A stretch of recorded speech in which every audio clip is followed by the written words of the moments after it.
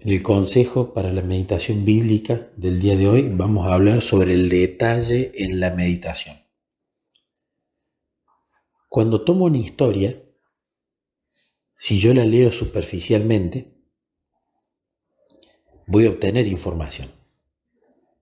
Si leo la historia de Ananías y Zafira y la leo de corrido, me voy a dar cuenta que Ananías y Zafira habían vendido una propiedad, se habían quedado con una parte y después terminaron muertos, porque no dieron la totalidad, sino que retuvieron algo.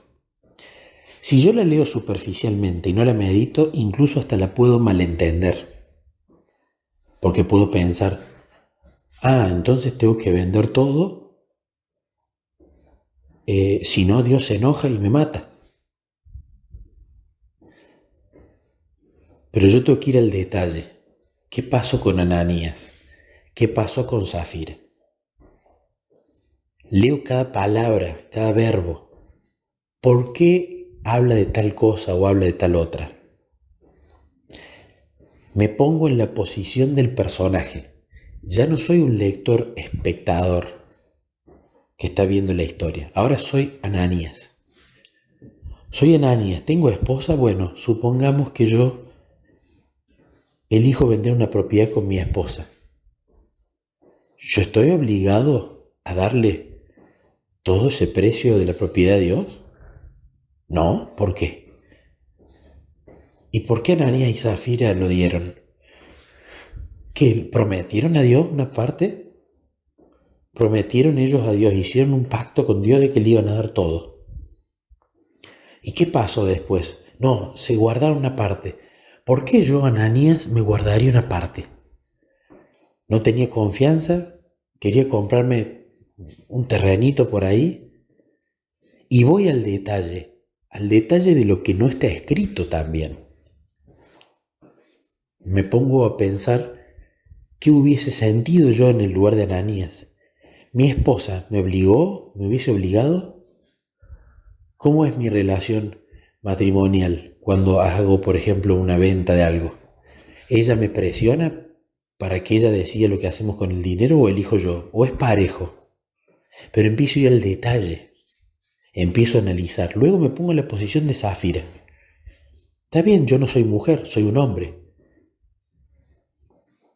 Pero en ese momento siempre era una sociedad mucho más machista. El marido muchas veces tomaba todas las decisiones y la mujer estaba relegada. ¿Cómo me siento yo con eso? Zafira estuvo de acuerdo, lo hizo obligada,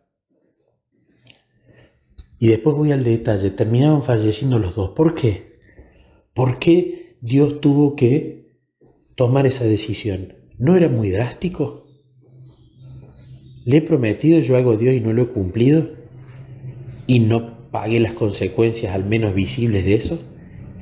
Entonces empiezo a ir al detalle de la historia. Siempre cuando uno va al detalle la va a disfrutar más. Si simplemente se queda con lo que dice superficialmente se va a aburrir. Porque ya sé cómo David mató a Goliat. Porque ya sé cómo lo colgaron a Jesús de la cruz. Porque ya sé tantas historias icónicas de la Biblia. Pero cuando uno va al detalle y se empieza a poner en la piel de los personajes, en cómo se sentían en esa época, en cómo me sentiría yo en la mía, qué personas me rodeaban, cómo era la situación económica de ese personaje, cómo es la mía hoy, cómo era la situación espiritual de ese personaje, cómo es la mía hoy. Y todo este tipo de preguntas y cosas que nos van a pasar por la mente, se nos pueden venir muchas ideas. Bueno, tengo que ponerme en el lugar de Ananías, de Zafira, de Pedro en esa historia, que vendió una casa. Se nos van a venir muchas ideas y pensamientos. Las hablemos con Jesús, las ordenemos una por una. En esos 20 minutos, o 30, o una hora que hemos decidido meditar, no importa, le detallemos esas cosas a Jesús. Porque al ir al detalle y al incluirlo a Él en la meditación, lo invitamos a mostrarnos a través de esa historia las cosas que necesitamos aprender.